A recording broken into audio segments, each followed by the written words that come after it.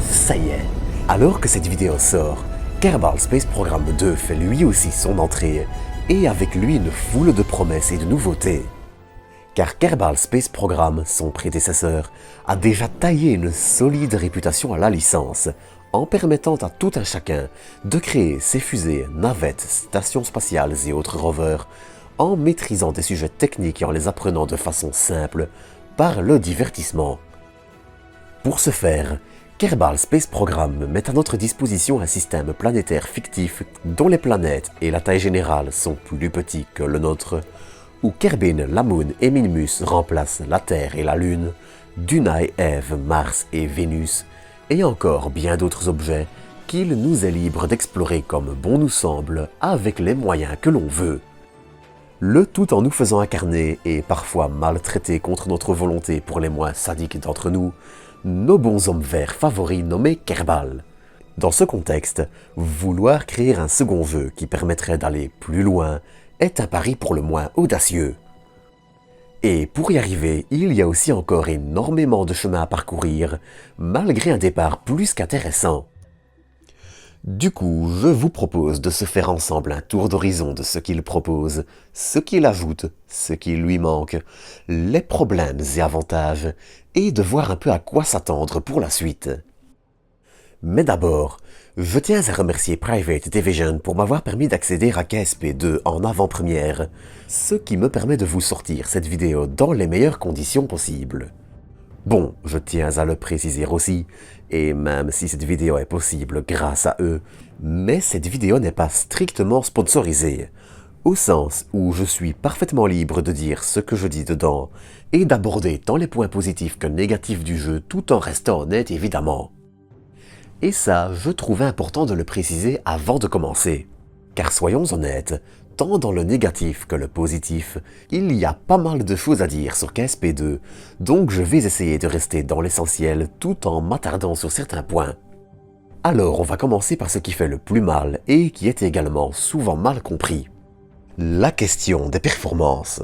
Que ce soit dit dès le début, KSP2 a énormément besoin d'optimisation. S'il est loin du désastre que certains présentent, il faut néanmoins vraiment garder en tête qu'il n'est pas taillé pour toutes les machines et peut même parfois être un peu lent dans certaines conditions.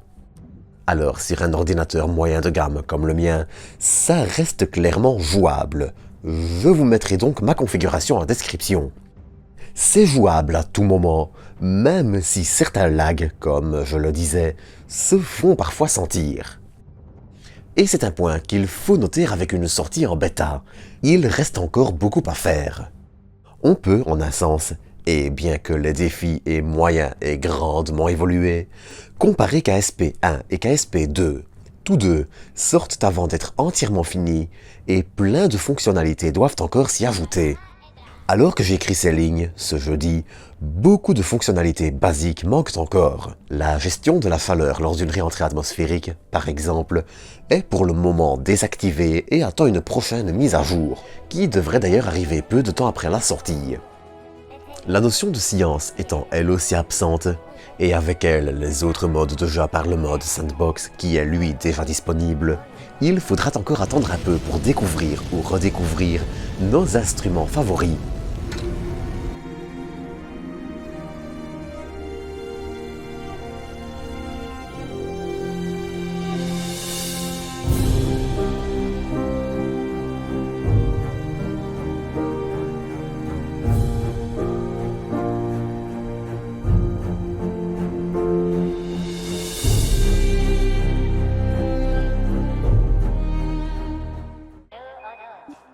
On notera aussi une révision du système de transfert de carburant entre les pièces, système qui est donc désormais enfin plus intuitif et, soyons réalistes, beaucoup plus complet et agréable.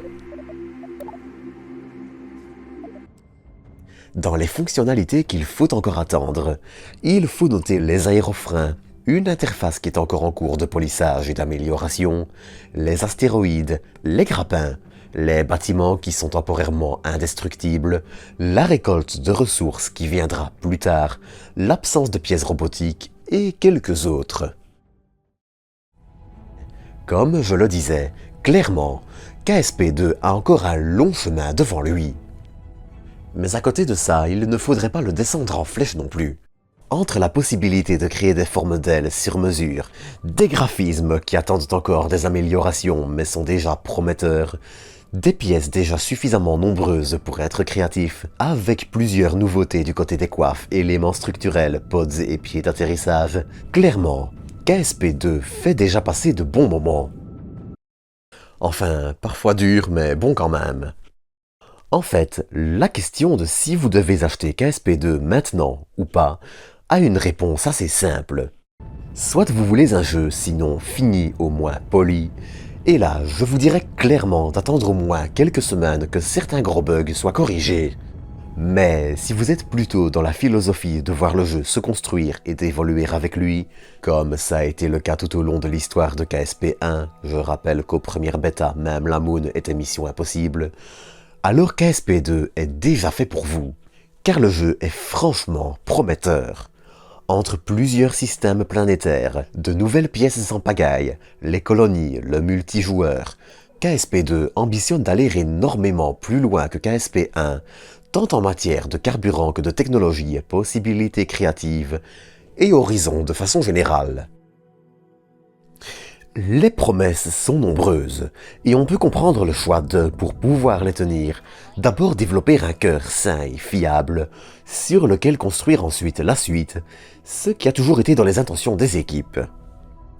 Et c'est un fait, ça passe par le besoin d'une bêta ouverte, pour avoir suffisamment de retours d'expérience pour non seulement déceler des bugs, mais aussi faire évoluer l'interface, combler les manques, et régler les imperfections. Si toutes les promesses de KSP2 seront tenues, ça en revanche, seul l'avenir peut le dire. Mais à titre personnel, je trouve que cette première expérience sur KSP2, et même si elle n'apporte pas de nouveautés radicales pour le moment, et qu'elle aurait pu dans l'absolu être un peu meilleure, est déjà plus que satisfaisante, divertissante et amusante, et intéressante pour la suite. Il y a des bugs, oui, mais entre les nouveaux pas de tir, la possibilité de lancer un objet directement dans l'eau pour les amateurs de bateaux, des zones dédiées aux atterrissages, des pièces dont on peut changer la couleur, une accélération du temps qui n'arrête plus les poussées, et j'en passe, on sent aussi une volonté d'écouter les joueurs. Volonté qui semble, de façon générale, marquée par Private Division, tant dans les premières semaines du jeu que sur le long terme. Encore une fois, dans son état actuel, il est compliqué de dire que KSP2 peut plaire à strictement tout le monde. Son interface, par exemple, mérite encore des améliorations qui seront elles aussi apportées au fur et à mesure. Pour comprendre KSP2, il faut donc bien garder en tête qu'il n'est seulement qu'en bêta ouverte. Alors, bien évidemment, il est loin d'être donné, et le fait que tout ne soit pas encore disponible et que des bugs puissent exister peut en repousser plus d'un, ce qui est parfaitement compréhensible. Encore une fois, si vous recherchez une expérience de jeu la plus polie et stable possible, restez sur le premier, même modé, ou même attendre une ou deux mises à jour majeures, semble une meilleure solution pour éviter d'être déçu, en fonction des exigences que vous avez. Si vous le prenez, il convient donc de légèrement modérer vos attentes et de plutôt simplement s'attendre à passer un moment léger, agréable, sans une expérience de jeu nécessairement poussée, mais déjà intéressante. À titre purement personnel, et en ayant déjà joué une poignée d'heures, et en ayant même réussi à faire atterrir un rover sur la Moon sans toutes mes pièces favorites, je dois dire que l'expérience n'est pas déplaisante du tout.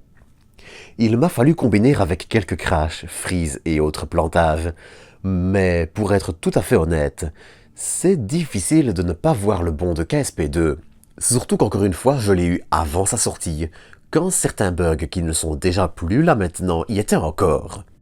Bien sûr, on peut lui reprocher des couleurs différentes, des textures qui ont à mon goût encore besoin d'évoluer, et bien sûr, c'est tout à fait légitime.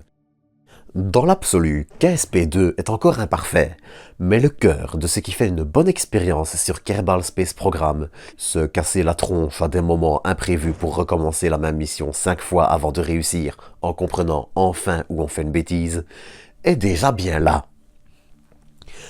Apprendre par l'erreur, c'est ce que Kerbal Space Program nous enseigne, et en ça, il serait peut-être un peu ironique de critiquer les développeurs qui vont au final, peut-être, passer par les mêmes étapes.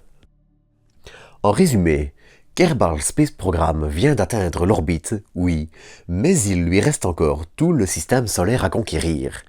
Et ça va nécessiter un pilotage responsable. Plusieurs optimisations doivent encore avoir lieu, même s'il est loin d'être injouable, et il appartient à tout un chacun de juger de ses exigences pour sa première expérience. Mais à titre personnel, et cet avis n'engage que moi, cette première expérience était déjà loin d'être désagréable, et était même très agréable, et je me ferais un plaisir de suivre son évolution au fur et à mesure. En gros, et même si quelques critiques ont circulé et qu'elles n'étaient pas toutes infondées, on n'est pas non plus sur un jeu au résultat catastrophique qui est complètement injouable, c'est même plutôt l'opposé. Il a besoin d'optimisation, c'est un fait. Les configurations requises sont parfois un petit peu poussées, mais dans l'ensemble, il reste disponible pour plein d'ordinateurs différents, et de façon générale, il n'y a pas trop à critiquer non plus. D'autant que, d'autre part, il faut aussi noter que ces configurations minimales sont à titre indicatif. Les équipes l'ont précisé elles-mêmes, c'est tout à fait possible de faire tourner le jeu avec des configurations bien plus modestes.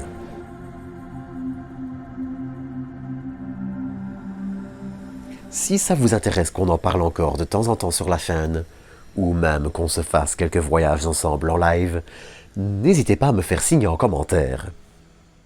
Quant à moi, c'est ici que je vais vous laisser pour aujourd'hui. Prenez soin de vous, prenez soin de vos Kerbal. Bon vol, et à très bientôt pour de nouvelles doses d'espace.